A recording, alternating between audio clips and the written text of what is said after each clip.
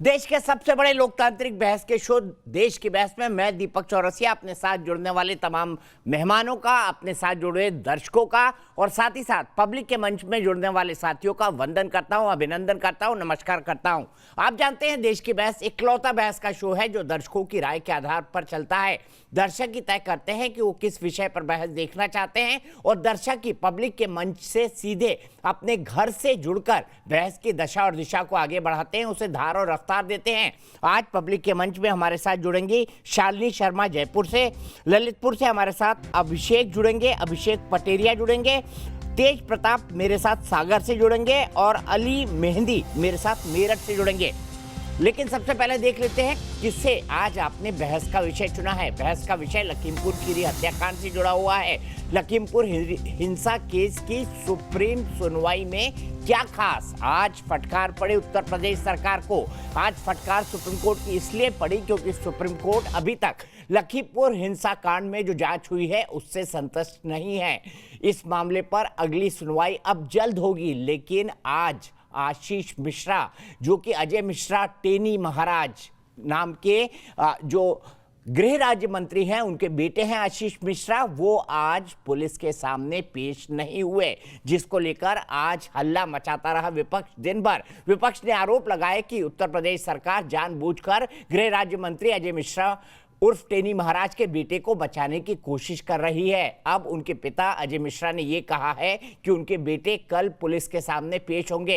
Police ने कल एक नोटिस उनके घर पे चस्पा किया था और आज भी एक नोटिस चस्पा किया है और कहा है कि अगर कल 11 बजे तक आप पेश नहीं हुए तो फिर आपके खिलाफ आगे की कानूनी कार्रवाई की जाएगी। सवाल बड़ा ये खड़ा हो रहा है, बड़े मंत्री और रसूखदार नेता का बेटा है क्या, इसीलिए 302 का मुकदमा दर्ज होने के बाद भी आशीष मिश्रा को बचाया जा रहा है क्या? साथ ही साथ ये भी बड़ा सवाल है कि बाकी मारे गए भारतीय जनता पार्टी कार्यकर्ताओं और उस पत्रकार और साथ ही साथ उस ड्राइवर का क्या, जिनकी किसानों ने, आंदोलनकारियों ने पीट पीट कर हत्या कर दी। दोनों मुद्दों पर बहस होगी, लेकिन देख लेते हैं अभी तक का अपडेट। लखीमपुर खीरी हिंसा के बाद घमासान थमने का नाम नहीं ले रहा। जहां एक और इस मामले में राजनीति का पारा चढ़ा है, वहीं आरोपी आशीष मिश्रा पर सख्त कार्रवाई के लिए शिकंजा कसता जा रहा है। सुप्रीम कोर्ट ने इसे निर्दयता पूर्वक हत्या करार दिया। यूपी सरकार की ओर से पेश हुए वरिष्ठ वकील हरीश साल्वे ने कोर्ट को आश्वस्त किया कि दोषी किसी भी हाल में बख्शे नहीं जाएंगे। कोर्ट ने कहा कि ये निर्दयतापूर्ण की गई हत्या का मामला है। हम आपसे एक जिम्मेदार सरकार की तरह बर्ताव करने की उम्मीद रखते हैं। लखीमपुर की दुखद घटना जो हुई है वो दुर्भाग्यपूर्ण, लेकिन उसकी जांच हो रही है। जो दोषी होगा उसे बख्शा नहीं जाएगा। कि कोई पद या कोई प्रतिष्ठा या कोई अन्य दबाव किसी भी अपराध करने वाले के काम नहीं आएगा। यूपी सरकार ने कोर्ट को भरोसा दिलाया कि आरोपी जांच के लिए पेश नहीं हुए तो सख्त कार्रवाई की जाएगी, जबकि आशीष मिश्रा के परिवार वालों ने ये दावा किया है कि वो पुलिस के सामने जरूर पेश होंगे। हमारे बेटे की जहाँ तक बात है, वो कहीं गए नहीं गए, शहपुरा कोठी के अपने आवास पर वो उपस्थित हैं, अभी भी उपस्थित हैं। अगर आप सबको विश्वास ना हो तो लखीमपुर चलो। लेकिन आज कुछ उनका स्वास्थ्य गड़बड़ था, उन्होंने उसको लिख कर के भेजा है। इस बीच लखीमपुर खीरी के रास्ते राजनीति लगातार गरमाई हुई है। सुप्रीम कोर्ट को संज्ञान लेकर लताड़ लगानी पड़ती है सरकार को, तो उसके बाद भी कहीं कानून और संविधान का शासन बचा है। हमारी डिमांड ये है कि जो मोनू मिश्रा है वो इमीडिएटली वो अरेस्ट होए, बनती हुई कार्रवाई उनके खिलाफ की जाए। किसान नेताओं ने भी प्रतिक्रिया दी है। हम 12 तारीख तक करेंगे, 12 तारीख को मीटिंग है, उसमें अगला फैसला लेंगे हम। यूपी पुलिस गहन जांच में जुटी है और एक एक तथ्य को बारीकी से परखा जा रहा है। यूपी में अगले विधानसभा चुनाव में अब कुछ महीनों का फासला बचा है, लिहाजा विपक्ष के दिग्गज बड़े मुद्दे को भुनाने में जुट गए हैं। देश के बहस में चर्चा है कि इतने संवेदनशील मुद्दे पर जब सुप्रीम कोर्ट ने संज्ञान लिया और जांच एजेंसियां अपना काम कर रही हैं, तो राजनीति करना इतना जरूरी क्यों? और देश की बहस में हमारा आज का सवाल इसी से जुड़ा हुआ है और ये सवाल हम सीधे आपसे इसलिए पूछ रहे हैं क्योंकि सुप्रीम कोर्ट अभी तक इस पूरे मामले पर खुश नहीं है। उसने नाराजगी अपनी जाहिर की है, इसीलिए हम आपसे सवाल पूछ रहे हैं, क्या लखीमपुर हिंसा पर अब तक हुई कार्रवाई से आप संतुष्ट हैं? शो के दौरान हाँ या ना में आप इस मुद्दे पर अपनी राय दे सकते हैं। आप हमारी वेबसाइट पर जा सकते हैं, आप हमारे मोबाइल ऐप को डाउनलोड कर सकते हैं, आप हमारे ट्विटर हैंडल पर जा सकते हैं, आप हमारे फेसबुक पेज पर जाकर भी वोट दे सकते हैं। कार्यक्रम के बारे में अगर कोई राय है, सुझाव है, आप शो में शामिल होना चाहते हैं तो 9711002266 पर हमें व्हाट्सएप करें। सीधे अपने बड़े पैनल को इंट्रोड्यूस करता हूं। मेरे साथ उत्तर प्रदेश के जाने माने पुलिस अधिकारी पूर्व डीजीपी डॉक्टर विक्रम सिंह जी मौजूद हैं। इस वक्त डीजीपी रह चुके हैं और उनसे हम समझेंगे कि क्या 302 का पर्चा दाखिल हो जाने के बाद, क्या 302 की एफआईआर दाखिल हो जाने के बाद गिरफ्तारी बनती है या नहीं। अनिला सिंह जी है, भारतीय जनता पार्टी की प्रवक्ता हैं, उत्तर प्रदेश भारतीय जनता पार्टी की, भारतीय जनता पार्टी राष्ट्रीय की, वो मेरे साथ जुड़ी हुई हैं। अश्विनी उपाध्याय जी हैं, भारतीय जनता पार्टी के नेता हैं, साथ ही साथ सुप्रीम कोर्ट के वकील हैं। सुप्रीम कोर्ट ने आज जो कुछ कहा उस पर उनसे बात करेंगे। साथ ही साथ मेरे साथ जीतू पटवारी जी हैं, कांग्रेस के राष्ट्रीय प्रवक्ता है, साथ ही साथ वर्किंग प्रेसिडेंट है मध्य प्रदेश कांग्रेस के, वो भी मेरे साथ जुड़े हुए हैं। लेकिन डॉक्टर सिंह, मैं सबसे पहले आपसे शुरुआत करना चाहूंगा और जानना चाहूंगा कि क्या 302 की एफआईआर दाखिल हो जाने के बावजूद क्या गिरफ्तारी नहीं बनती है मोनू मिश्रा और आशीष मिश्रा की? दीपक जी, केवल एफआईआर होने से गिरफ्तारी नहीं बनी। मैं आपके सामने बैठा हूं, एक प्रतिशोध भावना से सरकार ने मेरे बृजलाल जो सांसद हैं 40 कमांडोज के खिलाफ हत्या का मुकदमा लिखाया था। क्योंकि इन्वेस्टिगेशन होता है, इसमें तथ्य ढूंढे जाते हैं, सबूत ढूंढा जाता है, साक्ष्य ढूंढा जाता है और अगर पर्याप्त साक्ष्य होता है कानूनी राय लेने के बाद तब गिरफ्तारी की बात आती है। ऐसे तो दीपक जी आप इतने बड़े पत्रकार हैं, अश्विनी जी हैं, अनिला जी हैं, 1000 दोस्त भी हैं तो 10,000 दुश्मन हैं, कोई किसके खिलाफ एफआईआर लिखा दे। लेकिन इन्वेस्टिगेशन का मतलब ही होता है application of mind, search for truth, और अगर सच्चाई आती है तो फौरन से पेशतर हत्या का अगर एफआईआर है जल्द से जल्द गिरफ्तारी होनी चाहिए। वर्तमान परिप्रेक्ष्य में हत्या का मुकदमा अगर लिखाया गया था तो इसकी तफ्तीश होनी चाहिए थी और पुलिस को 72 घंटे 3 वर्किंग डे के अंदर कम से कम ये आके एक प्राइमा फेसी बताना चाहिए था दोषी है निर्दोष है। अब सुप्रीम कोर्ट के आदेश के आलोक के बाद सारी स्थितियां बदल गई। अब सुप्रीम कोर्ट के सामने 20 अक्टूबर को सुनवाई से पहले पुलिस को चाहिए गिरफ्तारी कर ले, कल तक का इंतजार न करें। कल अगर आते हैं साहबजादे तो बहुत अच्छा है, नहीं आते हैं तो गिरफ्तारी सुनिश्चित करके इनाम की घोषणा करके, क्योंकि कल हो सकता है और बीमार पड़ जाए और परसों और बीमार पड़ जाए, तो बीमारी का इंतजार न करके पुलिस और जेल में इलाज की माकूल व्यवस्था होती है। लखनऊ मेडिकल कॉलेज है, SGPGI है, वहां इलाज करा देंगे, बहुत अच्छा। लेकिन अपनी वर्दी की किरकिरी और अपनी प्रतिष्ठा को धूमिल न करके ये कोशिश करें कल ये जरूर दस्तयाब हो जाए, गिरफ्तारी हो जानी चाहिए। नहीं होगी तो यूपी पुलिस के लिए बहुत भारी पड़ सकता है। वर्तमान क्या उत्तर प्रदेश पुलिस ने इस मामले में ढिलाई बरती है, रूल बुक से नहीं गई है? आपको ऐसा लगता है? आप बहुत बेहतर ढंग से समझते होंगे पुलिस मैनुअल को। बिल्कुल नहीं, रूल बुक से चले हैं, क्योंकि पहले कानून व्यवस्था देखना चाहिए था। कानून व्यवस्था में जिस तरीके की आर पार की रस्साकशी चल रही थी, इन्वेस्टिगेशन भी साथ साथ चलता है, लेकिन कानून व्यवस्था न देखें तो जो आपके सामने परिदृश्य है दीपक जी, तो कुछ भी हो सकता था, दंगे हो सकते थे और हत्याकांड हो सकते थे। उसको बचाने में मैं यूपी पुलिस को बधाई दूंगा, यूपी के DGP को और गवर्नमेंट को, कि उन्होंने बहुत अच्छा इंतजाम किया। लेकिन एक भ्रामक स्थिति उत्पन्न हो गई कि आप अगर ये देखें रूल क्या है इन्वेस्टिगेशन का, अश्विनी उपाध्याय जी वरिष्ठ अधिवक्ता हैं सुप्रीम कोर्ट के, वो बताएंगे कि हमारे पास 90 दिन का तो मामूल से मामूली केस में टाइम रहता है इन्वेस्टिगेट करने का। आपने तो 9 दिन भी नहीं दिए, और आप क्यों नहीं कर रहे हैं? ये मीडिया प्रेशर पे गिरफ्तारियां नहीं होती हैं, गिरफ्तारियां होती हैं गुण दोष पे, साक्ष्य पे, क्योंकि उसके बाद पुलिस की जिम्मेदारी है कि कोर्ट के सामने जाके अपनी बात कहे। मैं पुलिस के किसी भी कृत्य को गलत नहीं मानता हूं, लेकिन वक्त की नजाकत को और हवा का रुख देख करके कम से कम अपने बचाव में ये जरूर कर लेते कि अगर उनके ऊपर प्रेशर बन रहा है, साक्ष्य ढूंढ के तो कह देते कि निर्दोष हैं, नहीं तो साक्ष्य ढूंढ कह देते ये दोषी हैं। लेकिन ये उभय धर्मिता, एक तरीके से दोनों तरफ से बैटिंग करना, ये ठीक नहीं था। उनको इस बात का एंटिसिपेशन होना चाहिए था। मामला इतना संगीन है, संवेदनशील है, इसमें लोग एक छोटी सी गलती का इंतजार करेंगे, किया और जाकर के गोल मार दी। अनिला सिंह जी, क्या गृह राज्य मंत्री के पद पर अजय मिश्रा को रहना चाहिए? क्योंकि अगर उनके साहबजादे पर सवाल हैं, वो अगर मेन एक्यूज्ड हैं एफआईआर में, चलिए माना गिरफ्तारी अभी नई इन्वेस्टिगेशन के बाद हो, लेकिन क्या मंत्री पद पर बने रहने का, गृह राज्य मंत्री पद पर बने रहने का नैतिक अधिकार अजय मिश्रा जी के पास है? दीपक जी, नैतिकता के आधार पे पद को छोड़ना है या नहीं छोड़ना है, इसका निर्णय तो स्वयं अजय जी कर सकते हैं। मैं इसके ऊपर बिल्कुल टिप्पणी नहीं करूंगी, परंतु मुझको ये पता है कि अगर लॉ एंड ऑर्डर की हम बात करते हैं वो स्टेट सब्जेक्ट होता है। अगर कोई ये कहे कि यूनियन में बैठा हुआ कोई भी मंत्री वो स्टेट के लॉ एंड ऑर्डर में इंटरफेयर कर सकता है, तो फिर तो हम राजस्थान में भी कर लेते हैं, पंजाब में भी कर लें, छत्तीसगढ़ में भी कर लें, पर ऐसा नहीं होता है। और दूसरी बात यह है कि उत्तर प्रदेश की जो पुलिस है, उत्तर प्रदेश की जो सरकार है, उसके मन में बिल्कुल किसी प्रकार का खोट नहीं है और हमारे यहाँ कानून चलता है। हमारे राज्य में कानून का राज होता है, ये कि बनाना रिपब्लिक तो है नहीं। और जिस देश में, जिस प्रदेश में कानून का राज चलता हो और जिस प्रदेश का मुख्यमंत्री ऐसा हो जिसके नाम की तूती बोलती है और अपराधी जो हैं जिनके पैर थर-थर कांपते हैं, आपको लगता है कि ऐसा मुख्यमंत्री जो है किसी भी अपराधी को छोड़ देगा? लेकिन ऐसा होने के बावजूद भी कार तो चढ़ गई ना अनिला जी, इससे आप कहां से इनकार करेंगे? ऐसा होने के बावजूद मैं मानता हूं कानून के प्रति सम्मान भी होना चाहिए, कानून का भय भी होना चाहिए, लेकिन 4 किसानों पर एक थार जीप चढ़ गई जो खुद मंत्री जी की है, इससे कैसे इनकार कर सकती हैं आप?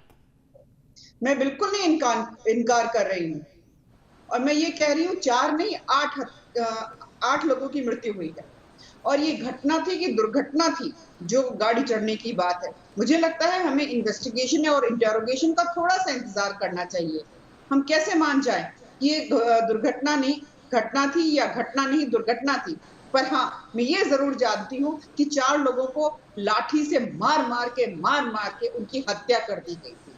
उनके बारे में कोई जिक्र नहीं होता, उनके बारे में कोई कुछ नहीं बोलता, क्योंकि वो भारतीय जनता पार्टी को सपोर्ट करते थे। उनका कसूर केवल इतना था, उनको लाठियों से मार डाला। आज कोई भी राजनीतिक दल जो है उनके बारे में चर्चा नहीं करता। क्या उनके परिवारों को दुख नहीं हुआ होगा? ठीक है, इस सवाल को ले जाएंगे कांग्रेस के नेता के पास, लेकिन सीधे जीतू जी मैं आपसे जानना चाहूंगा, क्या गृह राज्य मंत्री को इस एफआईआर के बाद अपने पद पर बने रहने का नैतिक हक है? आप क्या मानते हैं?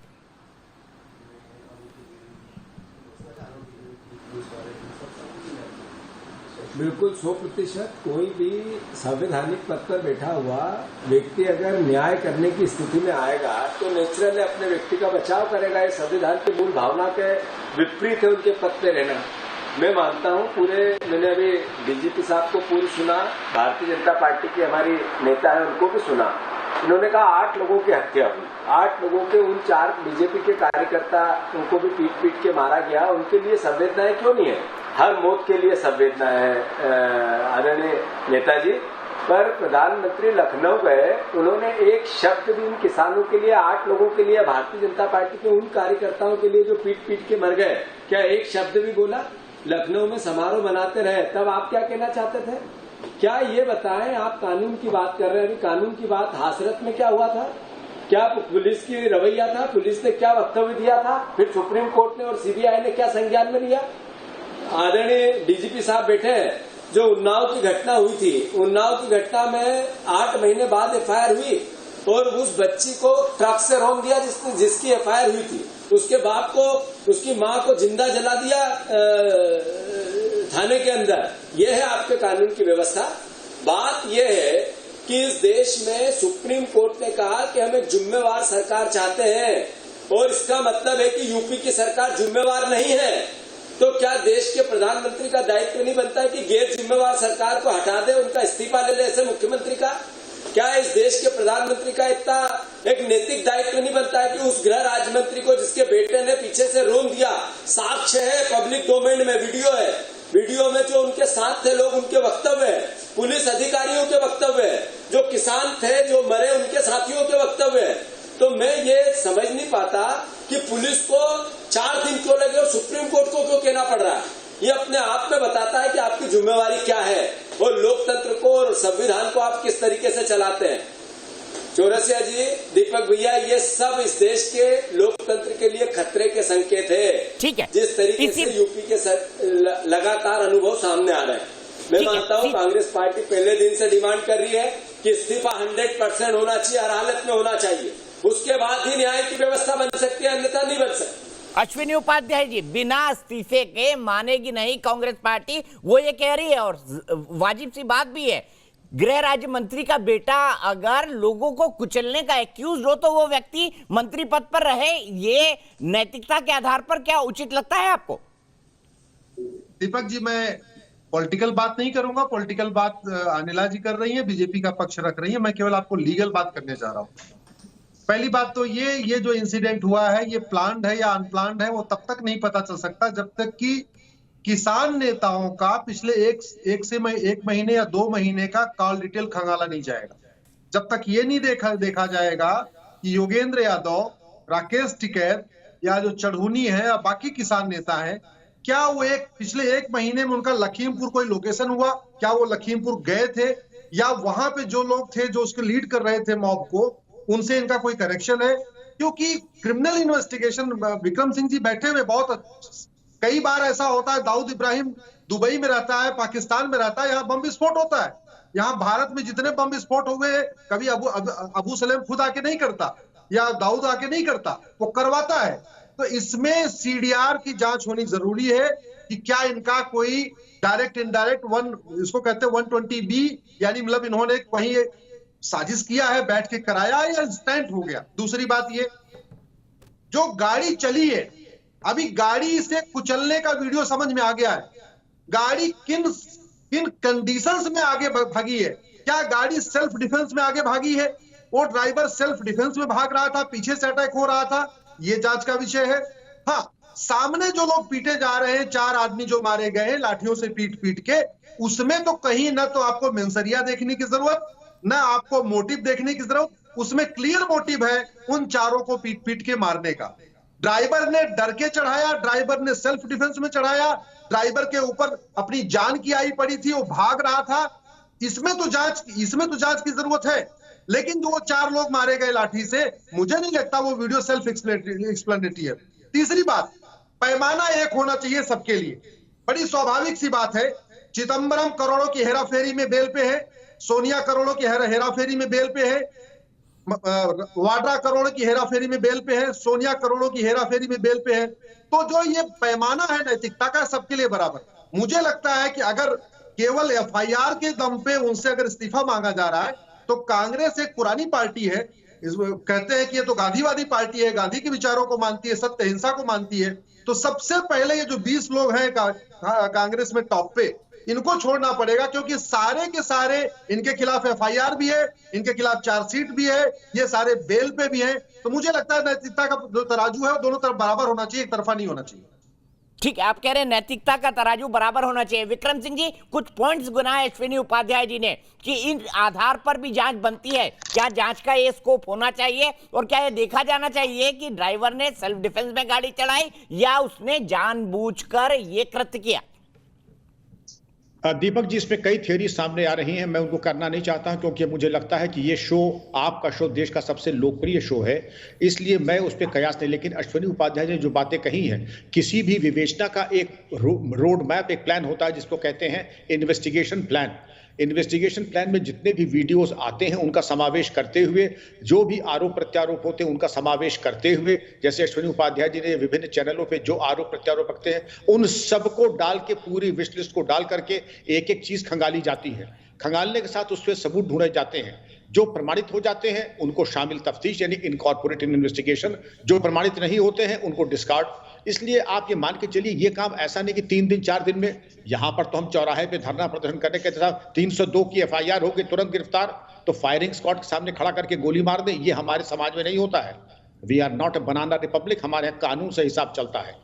और इस तरीके से बिना सबूत के, क्योंकि उसके बाद न नेता रहेंगे न पत्रकार रहेंगे, विवेचक रहेगा और कोर्ट रहेगी। कोर्ट यही कहेगी कि आपने क्या अफीम खा करके विवेचना की, आपने किस बुनियाद के ऊपर गिरफ्तारी की, ये मैलिशियस है और धोखे में की गई गिरफ्तारी है, और इसमें कितने पुलिस अफसरों के कैरियर खत्म हो गए इस तरीके की बेबुनियाद गिरफ्तारी करके, क्योंकि वो प्रेशर में आके, राजनीतिक दबाव में, धरना प्रदर्शन की से घबरा करके उन्होंने कहा चलो गिरफ्तारी कर लेते, गुण दोष के आधार पर। आगे देखा, आगे मालूम पड़ा कि कोर्ट ने पकड़ लिया, आपके पास तो कोई सबूत ही नहीं है, रंजिशन आपने जो है कर दिया, पूर्वाग्रह से ग्रसित होकर के, दूसरी पार्टी से पैसा खा करके किया आपने। इसमें एक आरोप लगता है दीपक जी, मैं वो पक्ष बता रहा हूं जो व्यवहारिक है, जो विवेचक को कोर्ट में फेस करना पड़ेगा। वहां न दीपक जी होंगे, न मैं होंगे, न अनिला जी होंगे, न अश्विनी जी होंगे, वहां विवेचक होगा और कोर्ट होगी, और उसको बचाने वाला कोई नहीं होगा।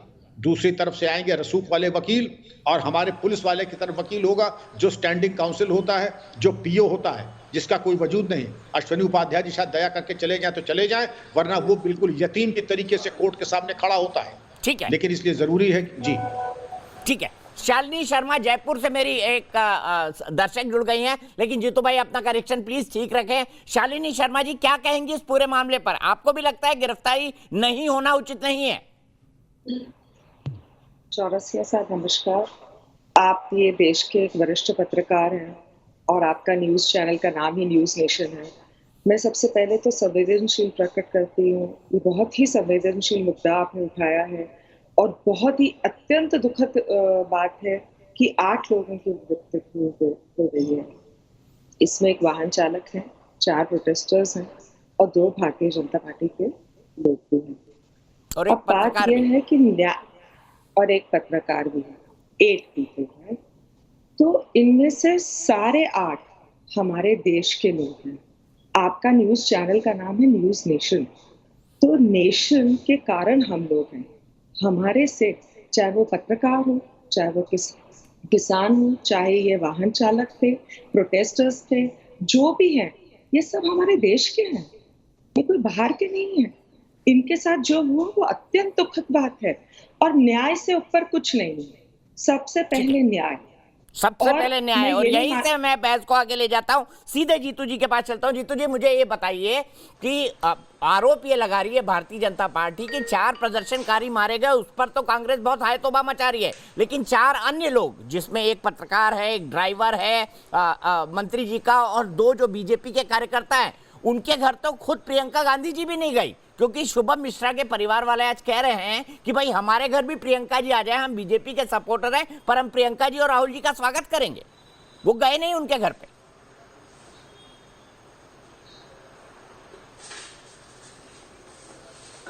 ये तो बात व्यक्तिगत आपने सवाल किया, पर सवाल ये है, मैंने पहले ही वक्तव्य में कहा कि कोई भी जिसकी भी मौत हुई उसके लिए संवेदनाएं होती है, मानवीय धारणा ये बनती है।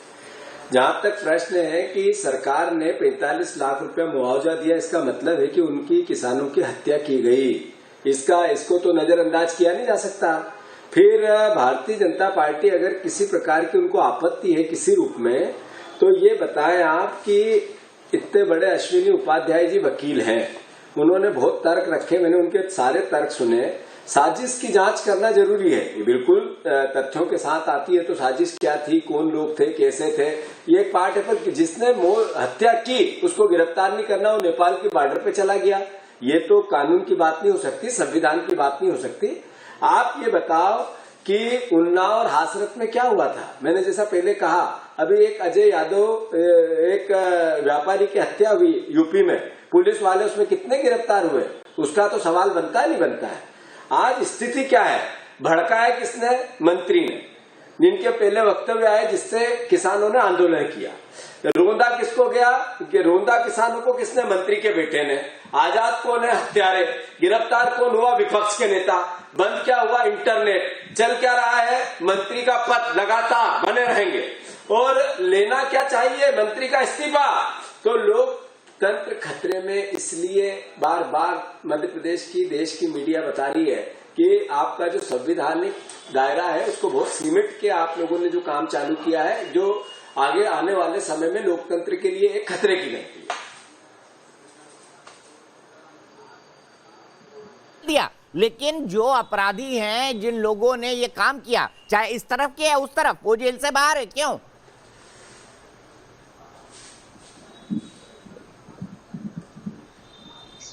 दीपक जी किससे सवाल है आपका?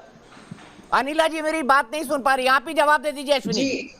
नहीं दीपक जी, क्या एक बार रिपीट करेंगे? हाँ, मैंने कहा आपने प्रियंका जी को तो जेल में डाल दिया, लेकिन अपराधी खुले घूम रहे हैं, इस तरफ वाले या उस तरफ वाले, दोनों, चाहे किसानों के अपराधी हो या फिर भारतीय जनता पार्टी के कार्यकर्ताओं के। दीपक जी, किसको जेल में डाला, डिटेन किया गया, केवल डिटेन किया गया। और देखिए ऐसा है, ये तो आप भी मानते हैं ना कि जैसे अंग्रेजी में कहावत है कि 1000 culprits can escape but one innocent should not be punished। जब one innocent should not be punished, उसके लिए इंटरोगेशन करना पड़ेगा। जैसे शुरुआत में मैंने कहा था, घटना दुर्घटना है, ये पता करना पड़ेगा। 4 व्यक्तियों की हत्या हुई है, ये वीडियो में सबने देखा है, अच्छी तरीके से देखा है।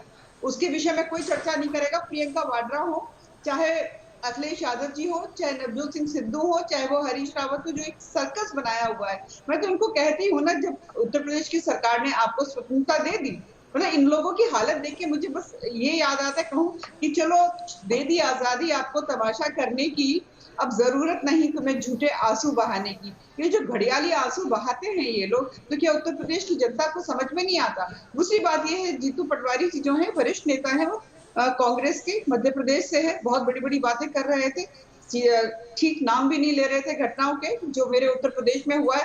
मैं तो उनसे पूछ रही थी, कांग्रेस अगर बहुत संवेदनशील सरकार रही है तो आपको मुल्ताई कांड याद है? कांग्रेस के समय जो हुआ था, दिग्विजय सिंह के समय 24 किसानों को भून दिया था गोलियों से, याद है आपको? उसमें एक बच्चा भी था।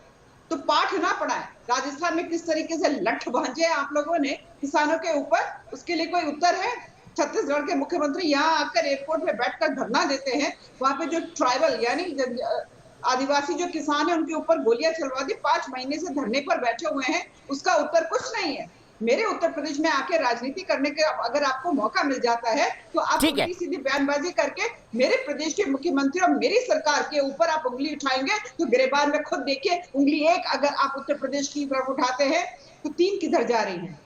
मैं सीधे जीतू पटवारी जी से जवाब लेता हूं। जीतू पटवारी जी, हनुमानगढ़ में किसानों पर लाठीचार्ज राजस्थान सरकार में हुआ, जो छत्तीसगढ़ में हुआ, उसके बावजूद भी भूपेश बघेल प्रियंका जी और राहुल जी के साथ थे। कैसे जस्टिफाई करेंगे इन बातों को?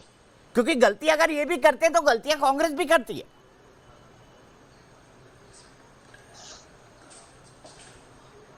दीपक चौरसिया जी, जितनी बातें, जितनी भावनाएं भारतीय जनता पार्टी के किसानों के पक्ष में 1 साल से लगातार किसान आंदोलन पे है, देश के प्रधानमंत्री ने देखा तक भी नहीं उनको।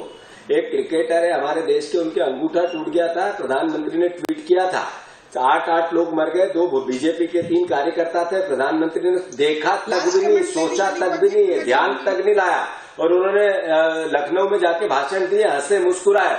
ये बात समझाने की बात नहीं है, बात इतनी है, 6 किसानों को गोलियां मंदसौर में किसकी सरकार थी, किसने मारी थी?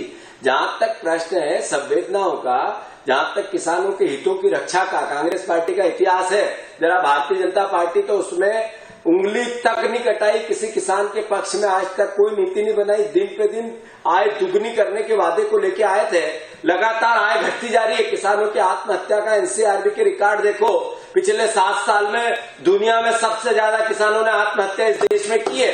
तो ये बातें करना और ये आरोप प्रत्यारोप की बात करना आपके साजिश और पापों को पर्दा नहीं ढाक सकता है। मेरा इतना अनुरोध है कि एक मंत्री का इस्तीफा क्यों नहीं होना चाहिए, उसके बेटे की गिरफ्तारी क्यों नहीं होना चाहिए? जग जाहिर है, पूरी दुनिया ने देखा, पीछे से रोन दिया किसानों को, और फिर भी आप बार बार ये बात करते हैं कि वहां क्यों मारा गया, भारतीय जनता पार्टी के कार्यकर्ताओं पे कैसे हुआ, उसकी जांच होनी चाहिए, बिल्कुल होनी चाहिए, पर जिन लोगों ने पहले कृत्य किया उनको तो गिरफ्तार करना चाहिए या नहीं करना चाहिए? और रही बात घटनाओं की, हाथरस की घटना में एक बेटी को 1:30 बजे रात को अंतिम संस्कार जबरदस्ती कर दिया और ये कहा गया है कि बलात्कार नहीं हुआ, फिर सीबीआई ने वापस कहा बलात्कार हुआ। ऐसा ही उन्नाव में 8 महीने तक एफआईआर नहीं हुई एक बेटी के बलात्कार की। आपको सर्वविदित है, ये बार बार बताने की आवश्यकता नहीं है, तो कहने से पहले 2 विचार भी करें इस बात। ठीक है, अनिला जी एक क्विक कमेंट, अश्विनी जी एक क्विक कमेंट, फिर जीतू जी आप जवाब देके जाइएगा। जीतू पटवारी जी, अनिला जी। देखिए, ऐसा है, मौका परस्ती में लोग चेहरे बदल देते हैं, कपड़ों की तरह लोग यहाँ किरदार बदल देते हैं। ये वही प्रियंका वाड्रा उसी परिवार से है ना, जहां पर राजीव गांधी जी ने, जब इंदिरा गांधी जी की हत्या हुई थी और ये कहा था कि ठीक है, एक वृक्ष, बड़ा वृक्ष गिरता है, धरती हिलती है, और धरती हिलने में सैकड़ों सिखों के जो सर है वो कलम कर दिए थे। आज ये बात कर रहे हैं कमलनाथ जी, वही है ना, वो भी आरोपी रहे हैं ना इसमें। जब सिखों का नरसंहार हुआ था उनको बना के बैठा दिया मुख्यमंत्री, और राजीव गांधी जी बन के बैठ गए प्रधानमंत्री, और हमें नैतिकता का पाठ पढ़ा रहे हैं कि वो जो अजय जी, क्योंकि वो आशीष मिश्रा जी के पिताजी हैं, इसलिए उनको अपने पद से इस्तीफा दे देना चाहिए। देखिए पटवारी जी, पहले ना 4 बार अपने गिरेबान में झांका करें, फिर दूसरे को बोला करें, क्योंकि कांग्रेस का ऐसा इतिहास है ना, करोड़ों, जैसे अभी उपाध्याय जी ने बोला, करोड़ों का घपला करके बेल पे जो बाहर घूम रहे हैं वो हमें पाठ पढ़ाएंगे नैतिकता का। ठीक है, दामन में अगर भारतीय जनता पार्टी के दाग है तो आपके भी दामन में जीतू भाई, आपके लिए उन्होंने कमलनाथ का एग्जाम्पल दे दिया कि भाई सिखों की दंगा में। आप जुड़े रहिए अश्विनी भाई, मैं आऊंगा आपके पास, अभी बहुत टाइम बाकी है हमारे पास। जवाब दीजिए जीतू पटवारी। दीपक भैया, ये कांग्रेस पार्टी जिसने देश को आजाद कराया, हमने देश की आजादी में बलिदान दिए, देश की उन्नति में भी दिया है। जिन राजीव गांधी की इन्होंने बात की, देश के लिए अपने नेछावर हो गए, वो इंदिरा जी जिन्होंने देश की एकता और अखंडता के लिए अपने सीने को छन्नी करवा लिया, ये इस तरह की बात करना, इन लोगों की फितरत में नफरत गढ़ना और अपने कर्म को न करते हुए अपने पापों को छुपाने के लिए 10 तरह की उल्टी सीधी बातें करना, इसका मेरे पास कोई जवाब नहीं है। नैतिकता इतनी है कि एक मंत्री जिसका बेटा आरोपी है उसका इस्तीफा होना चाहिए, बेटे की गिरफ्तारी होना चाहिए। हम तो अपनी जगह राजनीतिक व्यक्ति है।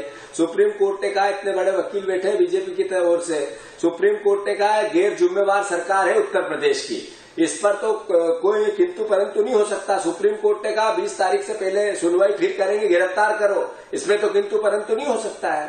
तो ये झूठ, ये पाखंड अब ज्यादा दिन चल नहीं सकता। देश ने देखा है, देश समझ रहा है। ठीक है, अश्विनी उपाध्याय जी बताइए, गैर जिम्मेदार कहा ना सुप्रीम कोर्ट ने आपको? नहीं, ये फालतू की बकवास कर रहे हैं। मैं सुन रहा था, लाइव सुन रहा था, ये पता नहीं कहां से क्या बातें कर रहे हैं। गैर जिम्मेदार नहीं बोला, हाँ ये बोला कि आप इसमें फास्ट काम करिए और जो आप इसमें बेस्ट कर सकते हैं करिए। इसमें ये कमेंट उन्होंने किया है। देखिए, दूसरी बात मैं ये कह रहा हूँ, वैसे मैं कांग्रेस के बारे में बोलना नहीं चाह रहा था, लेकिन कह रहे थे आजादी दिलाई, तो मैं आपको इतिहास बता देता हूँ। नहीं, गलत बात। उन्होंने कहा हम एक जिम्मेवार सरकार चाहते हैं। मैं वकील साहब अश्विनी उपाध्याय जी, मैं आपको स्पेशल कहना चाहता हूं, उन्होंने कहा कि एक जिम्मेवार सरकार चाहिए, इसलिए गैर जिम्मेवार है।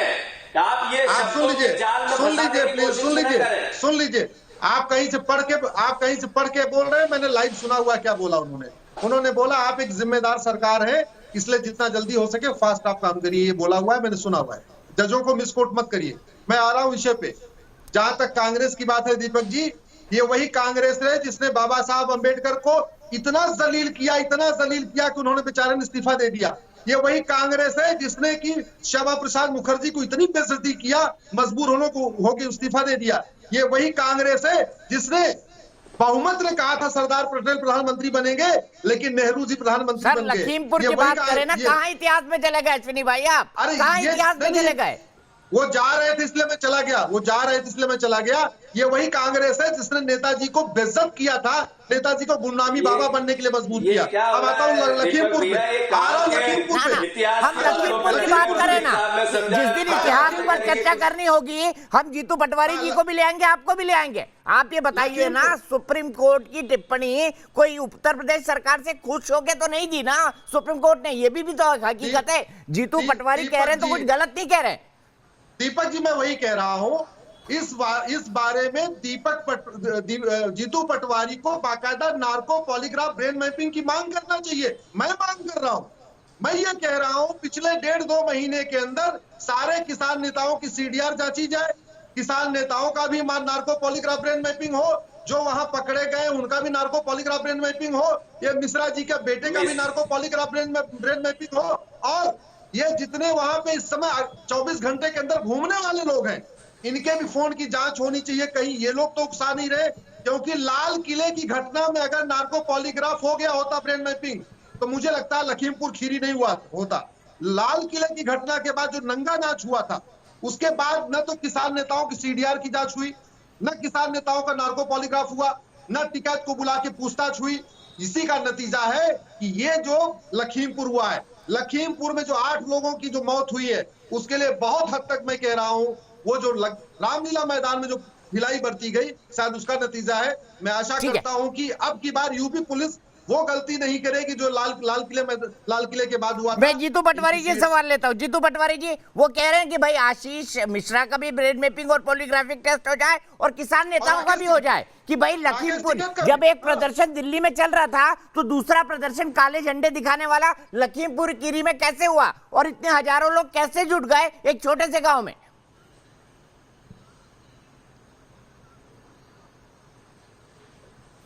दो बातें हैं। मैंने जैसा कहा, मंत्री ने जिस तरीके का भड़काऊ बयान दिया कि मैं कौन हूं, विधायक और मंत्री बनने से पहले मेरा इतिहास क्या है, इसका मतलब उन्होंने कहा मैं गुंडा हूं, तो मेरे से ठीक रहना। आपने सुना वो वीडियो, अश्विनी उपाध्याय को दे देना। इसलिए उसका विरोध करते हुए किसान वहां इकट्ठे हुए। सेकेंड, जहां तक ये टेस्ट की बात करते हैं तो इनकी सरकार दिल्ली में थी, जान मंजीरें बजा रही थी क्या? गृह मंत्रालय के अंतर्गत पुलिस आती है क्या? गृह मंत्रालय क्या काम करता है या भाषण देता है? जब यही बात इनको लगता है तो गिरफ्तारी के बाद ये सब करे, रोक कौन रहा है? केवल लोगों को गुमराह करना, देश को अलग अलग तरीके से भ्रमित करना और अपने पापों को छुपाना, ये भारतीय जनता पार्टी को कोर्ट ने कहा है। भाई हम तो कहते ही हैं, पर कोर्ट ने भी कहा है कि आप जिस तरीके के पाप कर रहे हो ये लोकतंत्र के लिए खतरा है। बताइए अश्विनी उपाध्याय जी, दो टूक बात कही कि आपने तो ऐसे काम करे ना, किसानों की सुध ली, 1 साल से आंदोलन चल रहा है, बातचीत भी बंद कर दी और धमकियां भी दे रहे हैं। क्या ये सत्ताधारी पार्टी पर शोभा देता है? दीपक जी, मैंने आपके शो में पहले भी कहा था, आज फिर से रिपीट कर रहा हूं, ये तो जो आंदोलन चल रहा है ये किसके खिलाफ चल रहा है? जो कृषि कानून है आज की डेट में एग्जिस्ट नहीं करता, आज की डेट में डेड लेटर बना हुआ है। एक बार प्लीज सुनिए, सुप्रीम कोर्ट उसको स्टे कर चुका है। जो कानून आज की डेट में एग्जिस्ट ही नहीं करता, उस कानून के खिलाफ धरने का मतलब ये धरना नहीं हो रहा है, ये प्रायोजित धरना है। ये किसान आंदोलन नहीं, ये कांग्रेस आंदोलन है, ये सत्ता की छटपटाहट है। दूसरी बात, कभी भी किसान, कोई जो किसान होगा, दीपक जी मैं भी किसान का बेटा हूं, आप भी गांव से आए हैं, किसान कभी धरने में गड़ासा लेके, फरसा लेके, तलवार लेके, भाला लेके जाता है क्या? क्या बात कर रहे हैं? हमने किसानों का देखा है, किसान तो बड़ा उदार होता है, वो जाके अपनी बात रखता है। किसान कभी लाल किले झंडा नहीं फहराता, किसान कभी जो है जो हमारे देश के स्वतंत्रता संग्राम के जो लोग हैं उनकी मानहानि नहीं करता, हमारे राष्ट्रीय त्योहारों को नहीं गड़बड़ करता। किसान कभी सड़क पे पुलिस पे लाठी नहीं चलाता। किसान तो ऐसा होता है जाके अपनी बात कहता है, शांत होकर रहता है। किसान नेता कभी 5 स्टार होटल में नहीं रहते, किसान नेता कभी चार्टर्ड प्लेन से नहीं घूमते। ये तो पहली बार ऐसा आंदोलन हो रहा है जहां भाला, गड़सा और तलवारें चल रही हैं साथ में। कभी हेलीपैड को खोदा जा रहा है, कभी जो है सड़क को खोद दिया जा रहा है, कभी सड़क पे परमानेंट स्ट्रक्चर खड़ा कर दिया जा रहा है। और किस कानून के खिलाफ? जो कानून एग्जिस्ट नहीं करता। ठीक है, मैं जवाब दे देता हूं जीतू पटवारी से। इस बीच चौधरी सवित मलिक जी मेरे साथ जुड़ गए। जीतू पटवारी जी, अश्विनी उपाध्याय कह रहे हैं किसान आंदोलन नहीं, कांग्रेस आंदोलन है। वो इसलिए क्योंकि जो कानून सुप्रीम कोर्ट ने स्टे कर दिए, जो कानून है ही नहीं, उनके खिलाफ ये आंदोलन चल रहा है। क्यों चल रहा है भाई?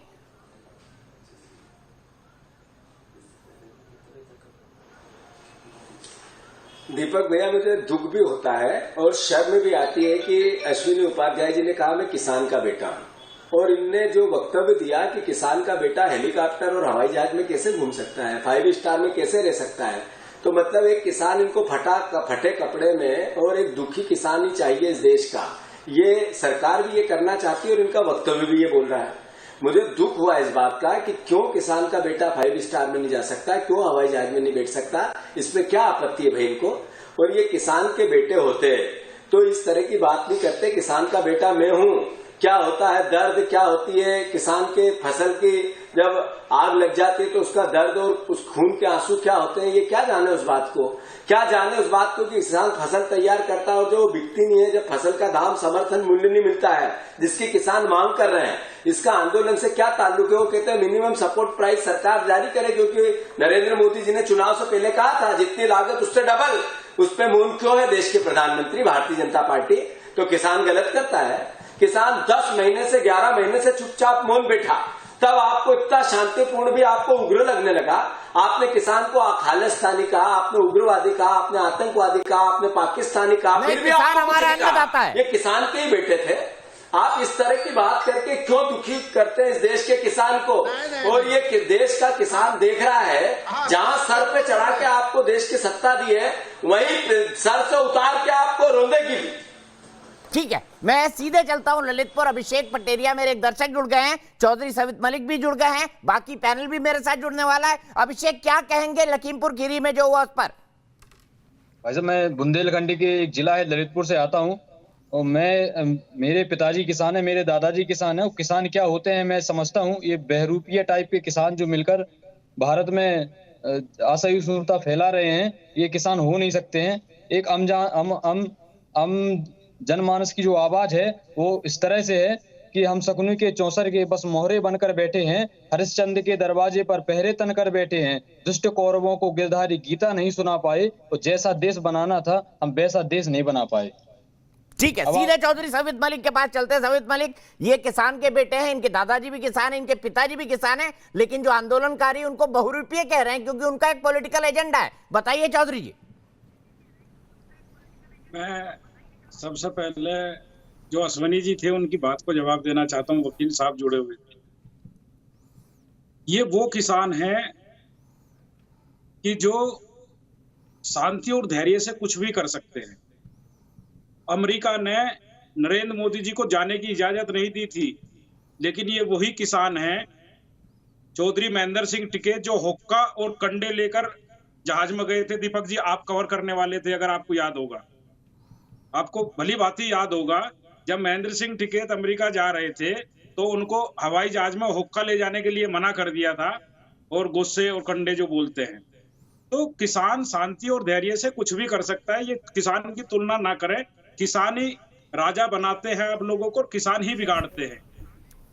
तो हम लोग तो ये कह रहे हैं कि जो आज हमारे देश की हालत है, जो केंद्रीय गृह राज्य मंत्री बने हुए हैं, जब कोई अधिकारी उनके घर जाएगा, जाने से पहले उनको सलूट मारेगा, आने से पहले उनको सलूट मारेगा, तो क्या वो कोई जांच कर सकता है या कोई पूछताछ कर सकता है? दीपक जी, बहुत सारे सवाल है, बहुत गंभीरता है। आज संयुक्त किसान मोर्चे की सिंधु बॉर्डर पर बैठक हुई है, जिसमें आगे की रणनीति तय हुई है। अगर 12 तारीख तक सरकार कोई ठोस निर्णय नहीं लेती, इनकी गिरफ्तारी नहीं लेती, तो जितनी हमारी इनकी बातें हुई थी उनको ये पूरा नहीं करते, तो एक बहुत बड़ा आंदोलन होगा, और ऐसा जन आंदोलन होगा कि सरकार को फिर झुकना पड़ेगा। ठीक है, मेरे साथ नया पैनल जुड़ गया है। मैं सीधे बता दूं आपको, भारतीय जनता पार्टी के प्रवक्ता डॉक्टर कौशल कांत मिश्रा मेरे साथ जुड़ के चुके हैं, पॉलिटिकल एनालिस्ट और भारतीय जनता पार्टी के सपोर्टर शिवम त्यागी जी जुड़ चुके हैं, मेरे साथ स्वाति मलिक जी जुड़ चुकी हैं जो कांग्रेस की प्रवक्ता है। और सीधे मेरा सवाल डॉक्टर कौशल कांत मिश्रा जी आपसे, कह रहे हैं वो कि अगर 12 तारीख तक कमिटमेंट पूरे नहीं हुए तो एक राष्ट्रव्यापी आंदोलन होगा, और दूसरी बात वो ये कह रहे हैं कि जिस गृह राज्य मंत्री को अफसर सलाम करते हैं, क्या उसके बेटे के खिलाफ कार्रवाई कर पाएंगे? दीपक जी, इसका बड़ा साफ सा जवाब है कि अगर यही गृह राज्य मंत्री का बेटा था जिसके खिलाफ FIR रजिस्टर की गई। आप याद कीजिए, उत्तर प्रदेश में जब दूसरी गवर्नमेंट थी तो एक पर्टिकुलर जाति और एक पर्टिकुलर धर्म के खिलाफ FIR ही नहीं होती थी, उसके लिए मंत्री जी का, चीफ मिनिस्टर के ऑफिस से परमिशन लेनी पड़ती थी। तो अगर इस तरह का पैटर्नाइजेशन होता तो मुझे नहीं लगता है कि स्टेट होम मिनिस्टर के लड़के के खिलाफ FIR भी लिखी जा सकती।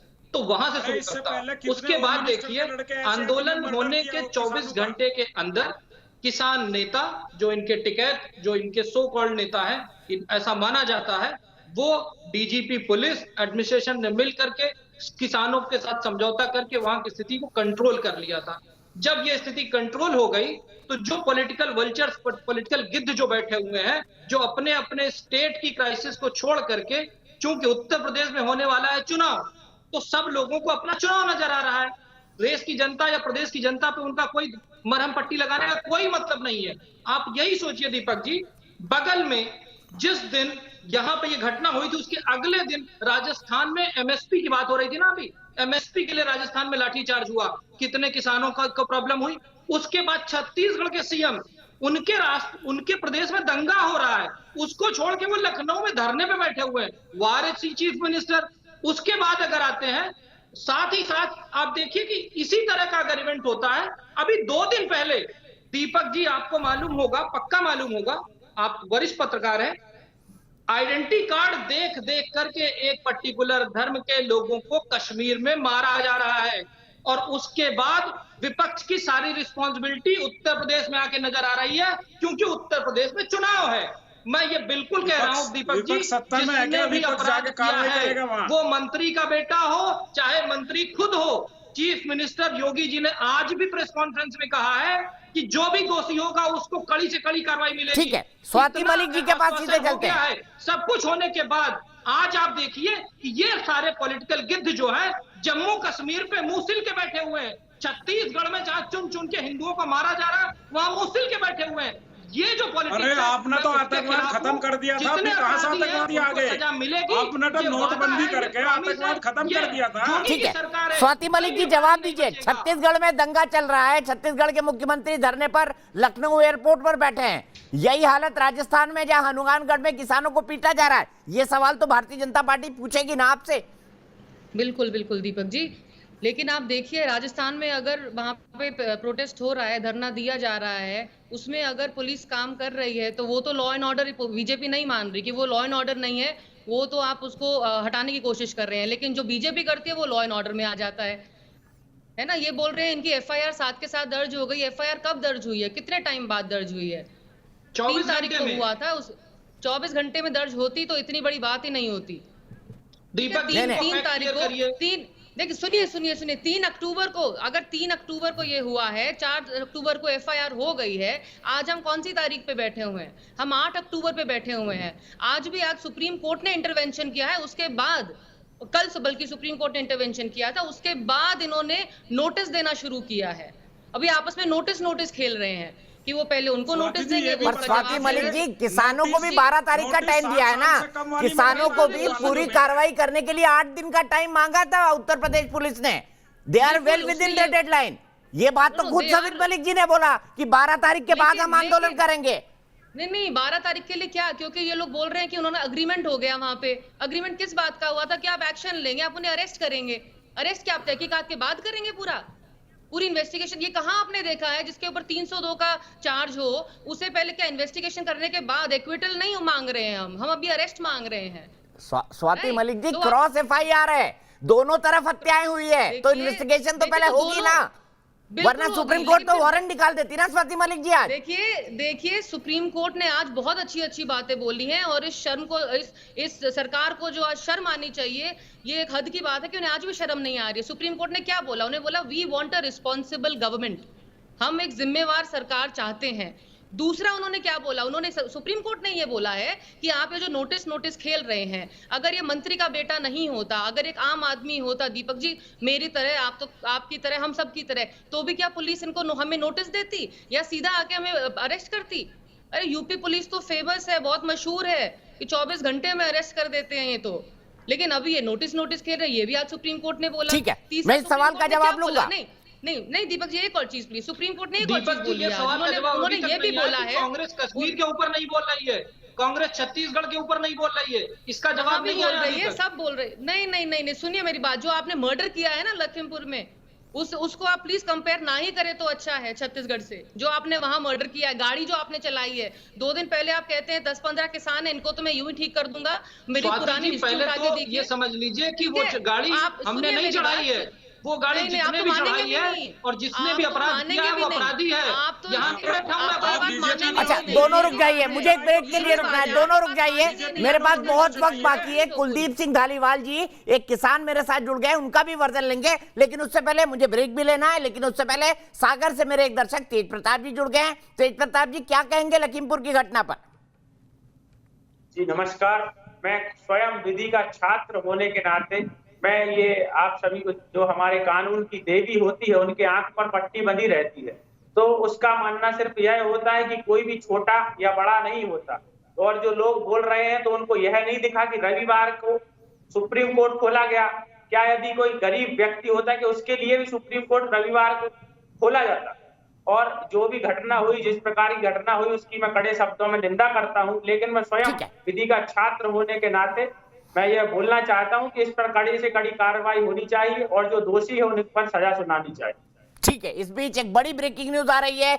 बढ़ गया है तनाव लखीमपुर खीरी में, ऐसी खबरें हैं। और बढ़ते हुए तनाव के मद्देनजर लखीमपुर खीरी में एक बार फिर से इंटरनेट सेवा को बंद कर दिया गया है। फिलहाल एक ब्रेक, लेकिन ब्रेक के बाद हमारे साथ कौशलकांत मिश्रा जी भी जुड़े हुए हैं, शिवम त्यागी जी भी जुड़े हुए हैं, स्वाति मलिक जी भी जुड़ी हुई हैं, चौधरी सवित मलिक जी भी जुड़े हुए हैं और कुलदीप सिंह धालीवाल जी भी जुड़े हुए हैं। ब्रेक के बाद चर्चा जारी रहेगी।